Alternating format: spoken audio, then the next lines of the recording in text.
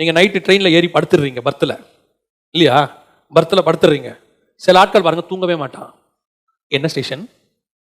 ஒவ்வொரு ஸ்டேஷனும் கேட்டுக்கிட்டே இருப்பான். பார்த்துருக்கீங்களா? இது என்ன ஸ்டேஷன் அப்படிம்பா. அடுத்து அப்படி கொஞ்சம் நேரம் போய் ஒரு மணி நேரம் திருப்பி, என்ன சார் தூங்கலையா?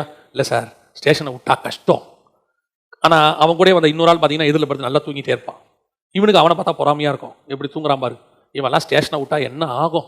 கொஞ்சமாவது அவனுக்கு பொறுப்பு இருக்கா? அவனுக்கு கொஞ்சமாவது கவலை இருக்கா? பொறுப்பு இல்லாமல் தூங்குறான் மாறேன் அப்படின்னு அவன் இருக்காமல படுத்திருந்தவன் கரெக்டாக ஸ்டேஷனுக்கு 5 நிமிஷத்துக்கு முன்னாடி அப்படி ஏந்திரிப்பான். இவன் அவனையே பார்ப்பான், இறங்குவான், சட்டையை சரி பண்ணுவான், பட்டா சார் அப்படின்ட்டு போவான். என்ன இதான் நம்ம ஸ்டேஷனுமா? தூங்கி இருந்தவனுக்கு நல்லா தெரியும் என் ஸ்டேஷன் எப்போ வரும். ஏன்னா அவன் ரெகுலர் டிராவலர். அவனுக்கு தெரியும் என் ஸ்டேஷன் எப்போ வரும், அந்த நேரத்துக்கு அவன் மூளை வேலை செய்யும், கரெக்டாக ஏந்திரிப்பான். எத்தனையோ பேர் அப்படி செஞ்சிருக்கிறாங்க.